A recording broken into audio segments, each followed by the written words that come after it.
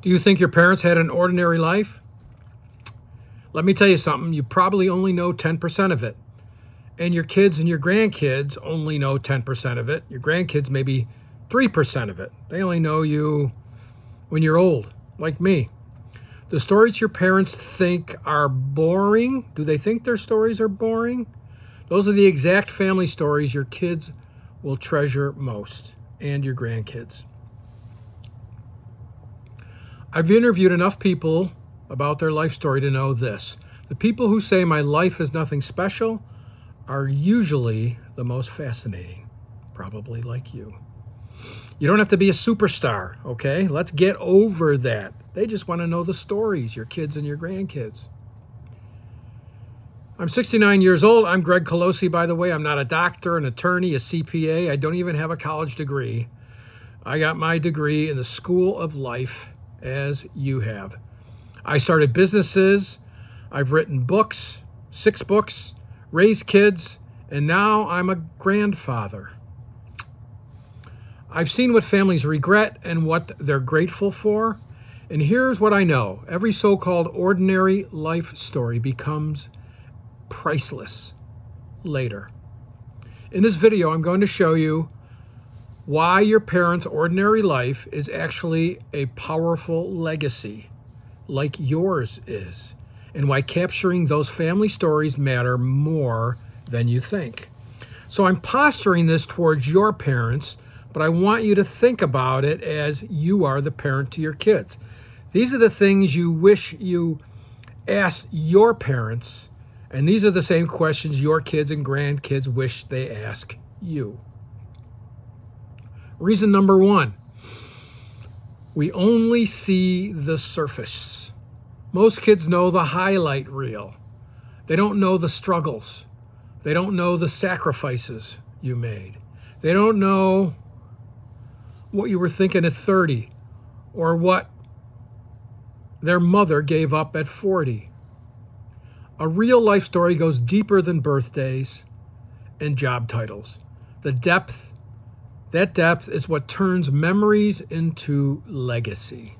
Reason number 2, what felt normal to them wasn't normal. Walking to school. Remember that? I did. Not everywhere, but there was a time. 1st grade, 2nd grade, kindergarten, working 2 jobs, serving in the military, starting a small business, raising kids without today's technology. That was normal to you and to your parents. To them, it was just life. To you, that's powerful family stories. Context turns ordinary into meaningful legacy. Reason number 3, struggle is what makes a life story valuable. If you were laid off, the health scares, the tough years in marriage. But calm that down a bit, okay? Don't give details, just, maybe something happened and both of you were concerned for a while and it was tough getting along. This is maybe a great time to talk about if you've got more than one wife, if you've had more than one wife, okay? I'm on number 3. So I feel your pain. A lot of us are. At least 50% of us had more than one wife or one spouse. Let's put it that way. So I had my 2 children with my first wife. Second wife, no kids. And my third wife and my favorite wife,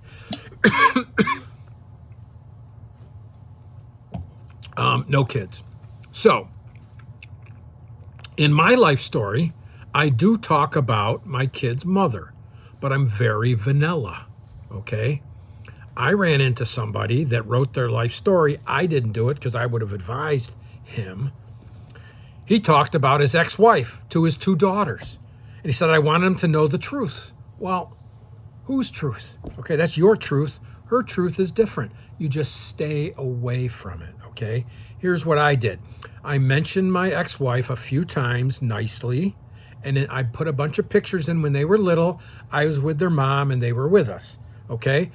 That's the extent of that. I know it's a little tricky, but that's how I would advise to go after that, okay?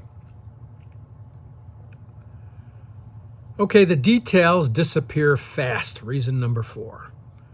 Recipes get lost. I mean, that's another, throw a few recipes in there. Yeah, that's another one. Sayings fade. Here's a funny thing. My father, here's a saying we used to say all the time. We used to say doit for do it. Well, my father, a barber, was at one of those hair conventions, and there was a speaker in the front. My father was in the front row, and he'd say something, and he'd go, "What does that mean?" Or "What does that spell?" And people would get up and yell. Okay, so this guy wrote on the chalkboard, that's how long ago it was, not a whiteboard, a chalkboard, D-O-I-T. He wanted him to yell, "Do it." My father jumped up. He's the first one, says, "What does that spell?" He jumps up and he goes, "Doit." That's how my father was. He was funny without even trying, okay? What a family story. And us brothers and my sister, we say it all the time. Instead of saying do it to somebody, we'll say doit, and we smile and we laugh, okay? So that's one of those sayings that might fade. Family traditions weaken. Once someone passes, the small family stories vanish with them, and those small details are what make a life story feel real. Time is undefeated, but recording a life story protects the legacy. Reason number 5, future generations care more than you think. I mean, you care. Think about it. Do you have all this from your father and your mother? All these questions answered? How about your grandparents, your grandmother and grandfather on both sides? How about your great grandfather and grandmother? Okay, if they were alive, or you could have asked your grandfather about them. Wouldn't you like to know the answers to a bunch of those questions? Well, your kids and your grandkids want to know the same answers. So if you've never done this before, now is the time to start. Okay, and if you do it right, you're going to save this for future generations, because you're going to teach your kids and your grandkids they should do this later in your life. And you'll be looking down from heaven, smiling and saying, "I'm glad I started this." Okay, your grandkids don't care what kind of car you drove. They will care what you believed, what you feared, what you learned. That is why preserving a life story isn't about ego. It's about passing down wisdom. That's the real legacy. Okay, reason number 6, money gets spent, stories get kept. Inheritance gets divided, possessions get donated, but a written life story, that becomes permanent family stories, that becomes generational legacy. Your parents' life wasn't ordinary, it was layered. A real life story goes deeper than surface memories. The so-called normal years create powerful family stories.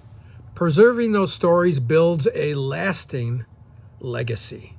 If you wait too long, the deep details disappear. Poof, they're gone. We all think we have more time, and you and I both know we don't, okay? I'm 69 years old. I'm planning to live another 20 or 30. Okay, I've changed my lifestyle. I just quit drinking, actually. It's been about 45 days now that I haven't had a drink, and I wasn't a drinker. I just want to be healthy, okay? And I feel good. I actually sleep better, and I pee less, okay? Those are the benefits I've gotten from quitting drinking. Okay, stories fade faster. Capturing a life story gives your family something permanent. It gives them identity. It gives them roots. It gives them legacy. So, if you'd like a 57-page guide to how this all works and a lot of the questions, okay, write down in the comments, "Give me the guide," okay? Give me the guide, and I'll make sure that you get it. Okay, make it a great day, and you don't retire from life, you redesign it. Bye.